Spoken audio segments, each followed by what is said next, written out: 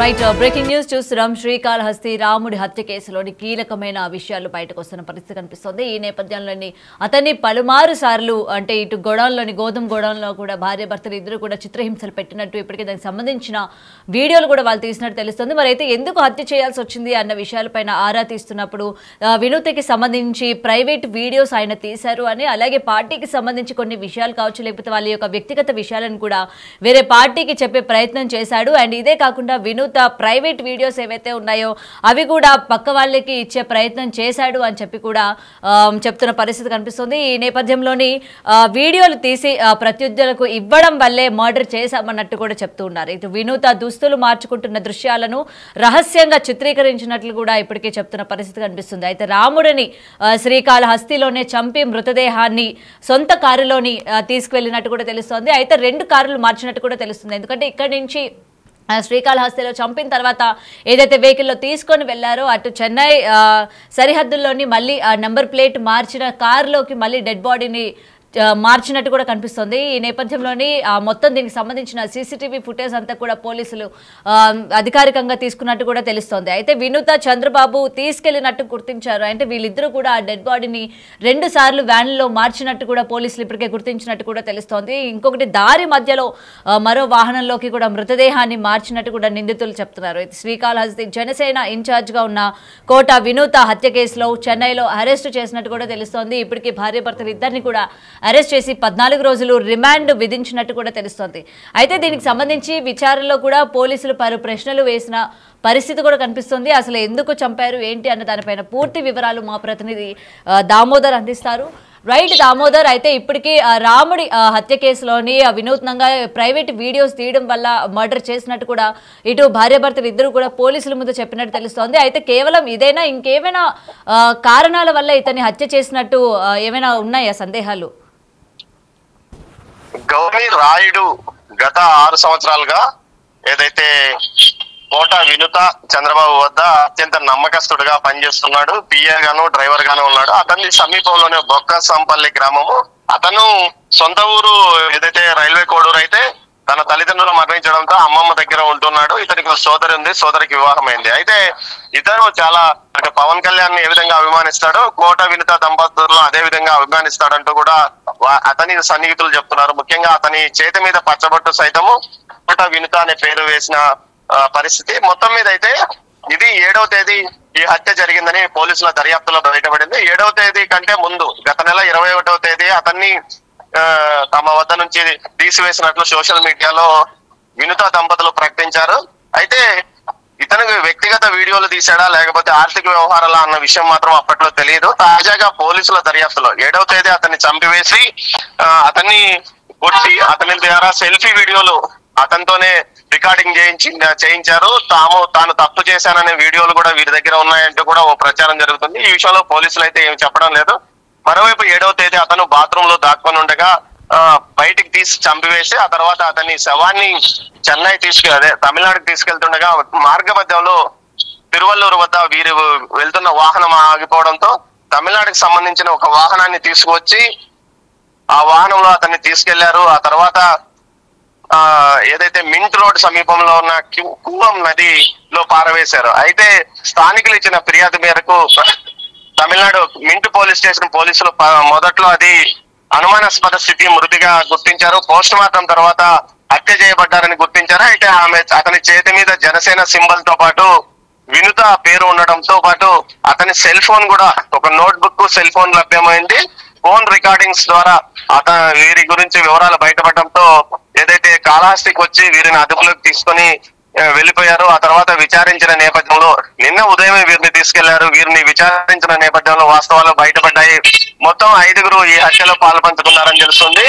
గోపి, భాష, శివకుమార్ అనే వినూత్ దంపతుల అనుచరులను ఈ హత్యలో పాల్పంచుకున్నారు. శివకుమార్ అనే అతను స్థానికంగా ఏదైతే వినూత్ దంపతుల దగ్గర కూడా అతను పనిచేస్తున్నాడు. అతను పేరు మీద అతను కాంట్రాక్ట్ పార్కింగ్ లైసెన్స్ కూడా అతను కొంత వాటా కలిగి ఉన్నట్టు తెలుస్తుంది. శ్రీకాళహస్తి ఆలయ పార్కింగ్ టెండర్ కి సంబంధించి 20% వాటా శివకుమార్ పొందినట్టు తెలుస్తుంది. అయితే కొన్ని ఆర్థిక లావాదేవీలు ఏదైతే ఇటు రాయుడుకు సంబంధించి శ్రీనివాస్ అలయాస్ రాయుడుకు సంబంధించిన ఆర్థిక లావాదేవీలు కొంత అతను తన పొలం అమ్మి ఆ డబ్బులను కూడా వినుత దంపతులకు ఇచ్చాడు. సుమారు 40 నుంచి 50 లక్షలు అతను వీళ్ళు ఇవ్వాల్సి ఉందన్న ఓ ప్రచారం కూడా ఉంది. మొత్తం మీద అయితే అసలు ఏం జరుగుతుందో తెలియని పరిస్థితి.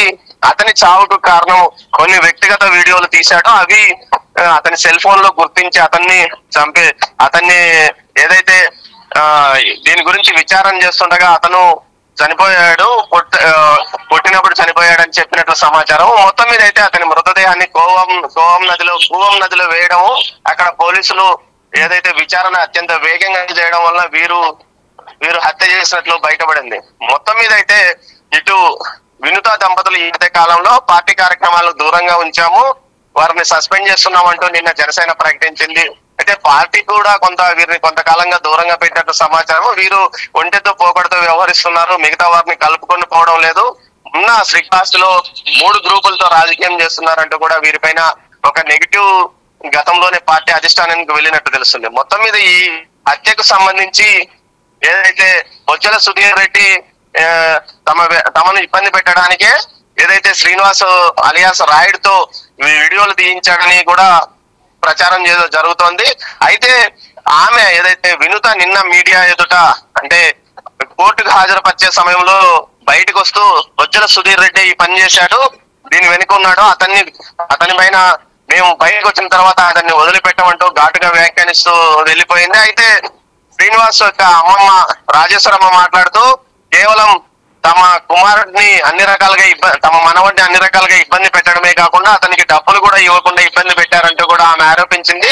అంతకు మునుపు 22వ తేదీని కొట్టి పంపించారు, అప్పట్లోనే శరీరం మీద గాయాలు ఉన్నాయి. తాజాగా 6వ తేదీ 7వ తేదీలో కూడా వారు రమ్మన్నారు, పిలుస్తున్నారు, వెళ్తాను, వారి దగ్గరికి పనికి వెళ్ళాలంటూ చెప్పుకొచ్చాడు, వద్దని చెప్పినా వెళ్ళాడంటూ కూడా వారి అమ్మమ్మ చెప్పిన పరిస్థితి. మొత్తం మీద చూస్తే ఈ కేసుకు సంబంధించి వ్యక్తిగత వీడియోలా లేకపోతే ఆర్థిక లావాదేవీలా అన్న విషయం తేలాల్సింది.